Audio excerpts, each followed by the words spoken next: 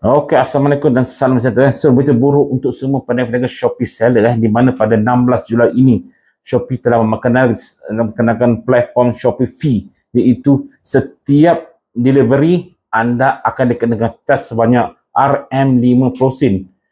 Bukan 5 sen, 5%. Ini satu jumlah cukup besar di mana jika anda seorang peniaga kecil yang menjual produk lebih kurang RM4 atau RM5, anda jual RM4, anda untuk 30 sen katakan, tapi anda kena bayar cas sebanyak 50%. So ini akan menyebabkan peniaga kecil mamai akan kena impact dia lah di sini. Okey. So oleh itu untuk cara tindakannya anda harus secepat pada bulan ini naikkan semua produk anda ke 50%. Naikkan semua harga 50%. Sebab saya tahu anda telah susun anda punya harga dah tolak untuk commercial fee, transaction fee dan cashback lah. Dah buat anda dah tolak, anda untung. Tetapi 50% ni akan membuat anda rugi. So naikkan lagi 50% untuk semua produk anda yang ada di dalam anda punya kedai Shopee anda. Tetapi sesiapa yang mempunyai 2 atau 300 produk tu masalah nak naikkan. Okey, naikkan juga lah, terpaksa lah buang masa sikit naikkan semua ke 50%.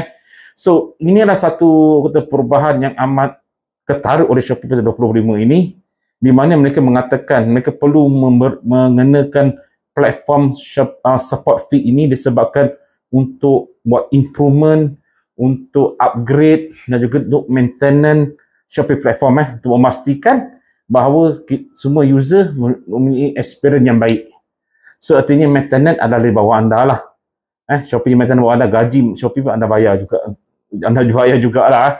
So saya sebenarnya tidak berhati dengan perkara ini kerana dia terlalu tinggi sangat kenaikan itu secara mendadak dan kita tidak sempat untuk buat beberapa perubahan tinggal beberapa minggu lagi. So yang ini adalah sukar lah.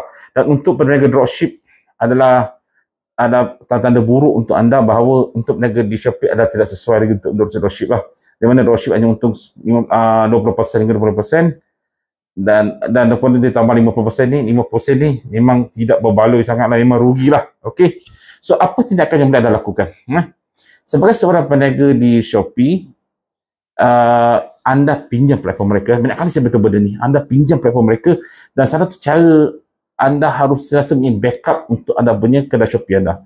Mungkin kena ban, bukan semestinya anda kena kenaikan commission fee, mungkin anda kena ban, anda kena penalty, boleh impact anda jualan kan. So saya mencadangkan anda semua ubah kepada website. Jika ada satu produk atau 2 produk, anda boleh buat terus sales pages untuk jual produk anda. Okey, itu lebih baik. Kerana dalam zaman 25 tahun 25 ini adalah tahun yang kritikal lah. Bukan saja Shopee tetapi juga di TikTok pun commission fee telah naik dan juga dia punya undang-undang pun makin ketat sekarang. So TikTok pun tak sesuai lagi. Shopee Affiliate pun lagi teruk saya lihat. Dulu berdapat beribu, sekarang tak ada dapat lagi dah. Nak buat video, Shopee video. Kena 10 video, 20 video sehari untuk buat orang kata sales. Penat. Okey. So sampai bila saya nak bertanya kepada anda. So artinya jika ada produk anda sendiri, buat sebuah website safety website dah milik anda. So untuk tujuan ini kami dalam Shopee Maniac ada memberikan kos atau khusus untuk membina website menggunakan Blogspot dan juga Canva. Okey, so dari situ kami berikan anda tunjuk-tunjuk A sampai Z. Jika anda tak tahu menggunakan Canva ataupun Blogspot, kami berikan pengajaran yang cukup lengkap di dalam situ, dan juga kami berikan anda bagaimana untuk buat Facebook Ads, bagaimana untuk membuat gateway payment, kami berikan tunjuk dari situ. Bagaimana nak buat domain, kami berikan tunjuk ajar juga di situ.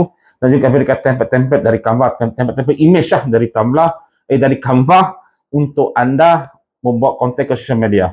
Alright, so ini yang kami boleh tolong untuk anda untuk mengatasi masalah perniagaan di marketplace yang semakin ketat dan semakin susah sekarang ini. So jika berminat mendapat klik bawah ini merupakan khusus modal kami, lihatlah, tengok saja, tak semestinya kena belinya, tapi as a backup plan untuk anda lah. Dengan keadaan Shopee ni tahun 26 kita tak tahu apa akan berlaku. Tak tahu apa akan berlaku. So better anda sediakan payung sebelum hujan. Saya nasihat untuk anda lah. Okey, Assalamualaikum warahmatullahi wabarakatuh. Jangan lupa subscribe YouTube saya.